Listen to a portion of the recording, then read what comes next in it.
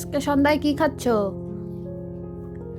ওই মুড়ি মাখা, ডিম আমলেট, শশা মাখা। হুম। আচ্ছা, চাটা খাওয়া শেষ হয়ে গেছে, হুম। কিন্তু আধা ডিম খেয়ে নিয়েছে।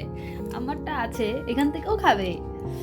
এই যে আমার ছোট্ট একটা আচার কিনে নিয়ে এসেছি পাশের দোকান থেকে, আসার ঘরে ছিল না তো। এই দেখুন খাচ্ছে। টেস্টি হয়েছে? খান খান। মুড়ি মাখাটার মধ্যে কি কি দিয়েছো? অনেক কিছু, কি কি বলো? চানাচুর, ধনিয়া পাতা, হুম। আর আচার, আর পেঁয়াজ লঙ্কা বলতে হবে তো, থাকবে। হালকা নুন। শসাটার মধ্যে কি দিয়েছো? শসা তো সব খেয়েই ফেলেছো, অল্প একটু রেখেছো কেন? তোমার জন্য।